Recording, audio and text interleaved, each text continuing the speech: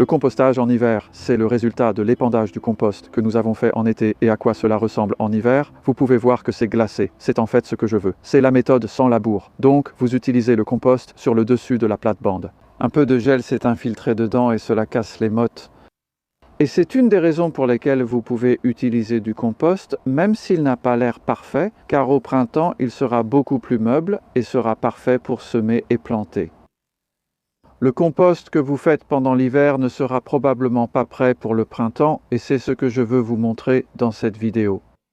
Nous allons voir comment faire du compost en hiver et aussi quelques résultats du compostage pendant le printemps, l'été et l'automne précédent. Pour vous donner une idée de la façon dont vous pouvez aussi mettre en place un système pour faire du compost, ici j'ai 7 compartiments et chacun fait environ 1,80 m de côté, soit environ 6 pieds de côté et cela peut contenir beaucoup de compost. Ce type d'installation convient à un très grand jardin. Ici, nous avons une séquence. On retourne une seule fois et on commence par remplir le compartiment numéro 2. Et quand il est plein, cela peut prendre un mois. J'indique en fait les dates ici. Donc celui-ci, nous l'avons rempli entre le 6 juin et le 2 juillet cette année. Cela fait seulement 4 semaines. C'est rapide et il était alors prêt à être retourné vers la fin du mois d'août, le 31 août.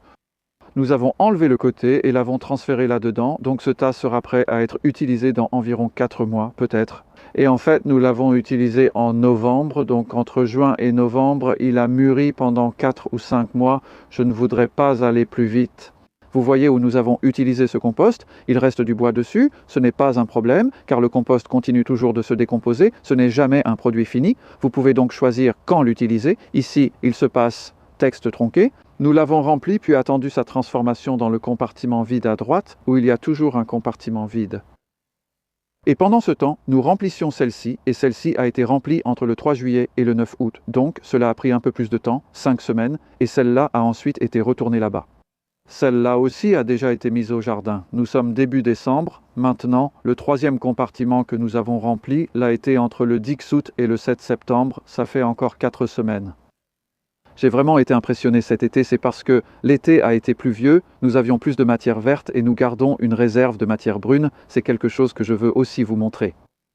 Et ce tas, je l'ai retourné depuis là-bas. Ce qu'il y a ici maintenant était le 4e tas qui a été créé, ou plutôt rempli, entre le 8 septembre et le 4 octobre. Voici ce que nous avons maintenant. Et il affiche une température de 26 degrés, ce qui est encore assez chaud. On pourrait l'utiliser à cette température, mais cela montre qu'il est encore en maturation.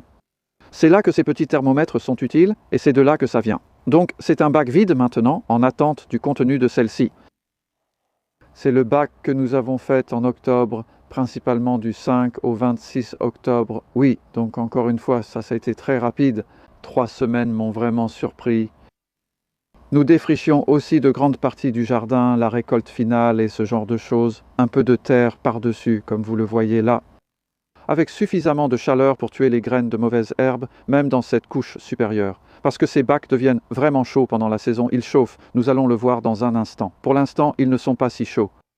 Et en fait, ce thermomètre-là indique encore 45 degrés, et cela 6 semaines après que nous ayons fait le dernier ajout. Mais très bientôt, nous enlèverons le côté là-bas et nous le transférerons ici. Donc le tas d'hiver. Et regarde, c'est chaud, ça l'est. Cela était monté jusqu'à 55, ce qui est en fait assez chaud pour tuer les graines de mauvaises herbes, s'il y en a. Et c'est encore assez chaud, c'est plus chaud qu'un bain chaud. Et j'y mets des choses comme des racines de liseron, aucun problème, par exemple. Donc, vous pouvez voir que tout ce que nous ajoutons vient du jardin, y compris de cette maison également. Du carton usagé en petits morceaux, du papier froissé. Donc ça, ce sont vos matières brunes, beaucoup de matières brunes à cette période de l'année. Ce sont des tiges de dahlia, encore une fois coupées en morceaux, pas mises entières en longs morceaux. Cela se décompose mieux et se fragmente plus facilement. Et j'ai remarqué récemment qu'avec ces grands bacs, je trouve qu'il manque un peu d'air au centre. Et cela signifie que des conditions anaérobies ne permettent pas de faire un excellent compost. Ça devient malodorant, sulfureux, marécageux, ce n'est pas ce que vous voulez. Alors j'ai pensé, juste au centre. Pendant qu'on remplit un tas, je garde ce tuyau à l'intérieur, que je retirerai ensuite une fois que le tas sera rempli. Et je le retirerai. Parfois, comme maintenant, je ne l'utilise pas. Vous voyez la vapeur s'échapper, signe d'un mouvement d'air qui apporte plus d'oxygène au centre. Nous faisons un excellent compost ici, mais je peux toujours faire mieux et je vais enlever ça. Comme ça, vous pourrez jeter un œil au profil du tas, au bas de ce tas. Celui-ci que nous avons commencé le 28 octobre, donc il y a 6 semaines, en gros, vous savez, il est prêt à 50%, pas complètement, mais il s'affaisse en permanence. Il va y avoir beaucoup de compost là-dedans, ça pourrait faire environ 1,5 tonne de compost prêt, d'ici, disons, le printemps prochain, à un moment donné.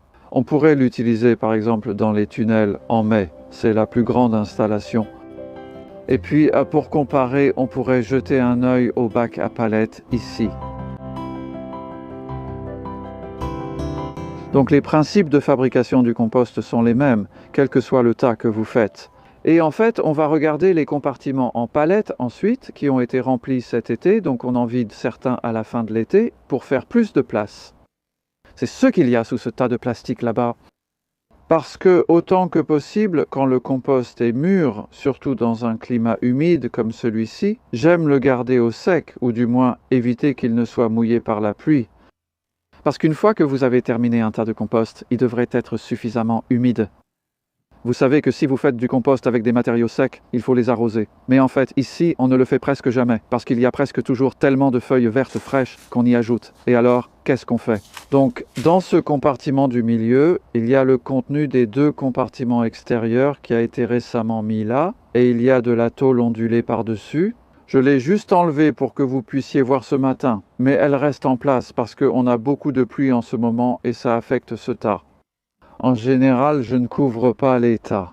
Peut-être qu'en hiver, ça vaut plus le coup si vous n'ajoutez pas beaucoup de matière fraîche dans vos tas. Il peut être utile de les couvrir pendant les périodes plus longues entre vos ajouts. En été, ça ne vaut pas vraiment le coup parce que vous ajoutez des choses presque tous les jours, plusieurs fois par jour. Même ainsi, on peut jeter un coup d'œil rapide et voir le résultat. Les compartiments en palettes ici sont très simples. 4 palettes, 2 morceaux de fil à chaque coin, c'est tout.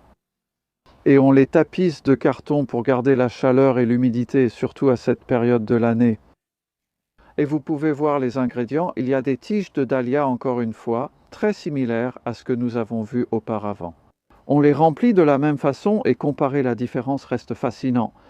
Ceux-ci font un très bon compost, mais regardez la température, ça ne chauffe pas du tout, 18 degrés et c'est plus chaud que l'air. La température actuelle est entre 0 et 5 degrés. Donc il se passe quelque chose, mais pas grand-chose. On pourrait même voir un peu de vapeur, peut-être, en fait. Oui, regardez ça, plus que ce qu'on aurait cru. La vapeur est en fait un peu trompeuse, il faut le dire, parce qu'il ne faut pas beaucoup de chaleur pour en produire un petit nuage. Mais vous pouvez voir des ingrédients similaires. 1/3 de brun, 2/3 de vert. En hiver, c'est plutôt moitié brun, moitié vert, voire même plus de brun que de vert, et c'est très bien comme ça. Ça fera un bon compost. Parfois, le compost d'hiver est de meilleure qualité que celui d'été, mais en moindre quantité. Ça n'a pas tellement chauffé. Il pourrait donc y avoir plus de graines de mauvaises herbes, j'y mettrai quand même des racines de liseron, car elles vont se décomposer. Elles ne sont pas indestructibles, ce sont plutôt les graines qui ont besoin de chaleur, et retourner le compost n'est pas obligatoire, mais si vous pouvez faire entrer un peu plus d'air, surtout au centre du tas, je trouve que cet outil fonctionne très bien. Je ne touche aucune commission ni rien pour ça, c'est juste quelque chose que j'ai acheté et que j'utilise de temps en temps. Principalement, nous ne l'utilisons pas parce que nous faisons du retournement et le retournement est une sorte d'aération. Mais vous pouvez voir que ce n'est pas facile à soulever d'un coup. Il y a pas mal de choses là-dedans, mais ça vous donne une idée. Voilà, c'est ce qui venait de plus en profondeur. Si vous ne coupez pas vos matériaux, on aurait dû les couper davantage. Ça rend la tâche plus difficile. Mais j'utilise celui-ci particulièrement dans les bacs à compost conique en plastique que je trouve produisent un très bon compost. En fait, ils sont parfaits si vous n'avez qu'un petit jardin. C'est ce que je choisirais. Ils sont vraiment faciles à utiliser, ils ne coûtent pas cher et ils sont pratiquement indestructibles. Et ça, c'était le compost qui venait d'eux. Nous avons vu au début de cette vidéo que je l'ai utilisé pour mes essais de culture sans bêchage et nous avons obtenu 2 grandes brouettes de chaque bac en plastique conique. Donc, une façon vraiment intéressante de faire du compost. Mais ce que je veux vous montrer maintenant pour finir, c'est le lombricomposteur, une méthode encore un peu différente pour faire du compost.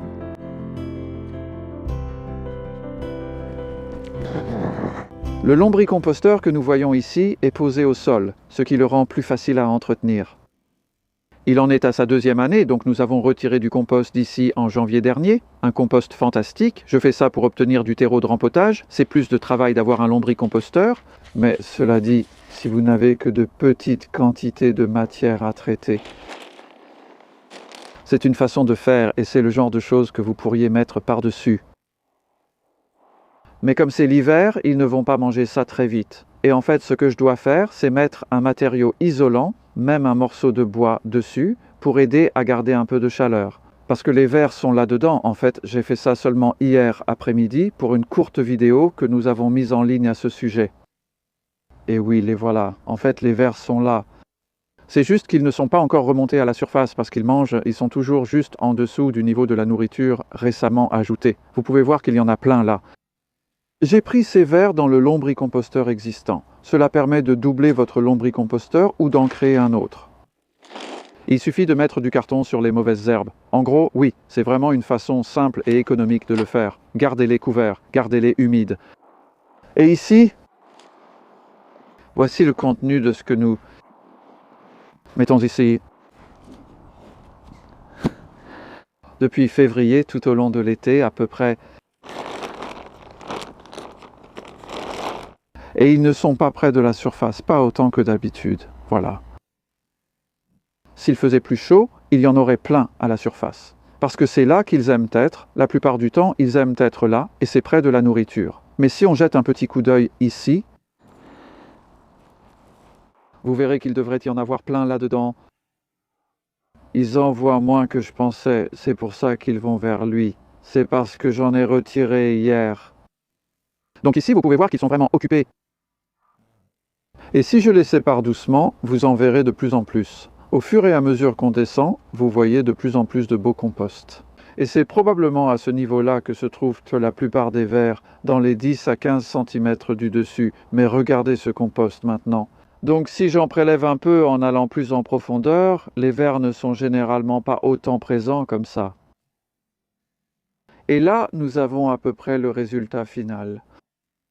C'est le compost de la plus haute qualité, tout simplement superbe. Ce sont des excréments de vers et c'est vraiment très doux et assez léger. En fait, à part l'humidité, c'est duveteux. Quand on va mettre ça dans du terreau de multiplication, c'est pour ça que je lui donne de la valeur, mais évidemment, vous pourriez aussi l'utiliser dans votre jardin, mais vous n'en auriez pas besoin de beaucoup. Vous savez, une fine couche d'un demi-centimètre ferait une énorme différence, donc c'est juste une autre façon de faire du compost. Et l'une des grandes différences ici, c'est que ce tas ne chauffe jamais, et c'est justement ce qu'on veut.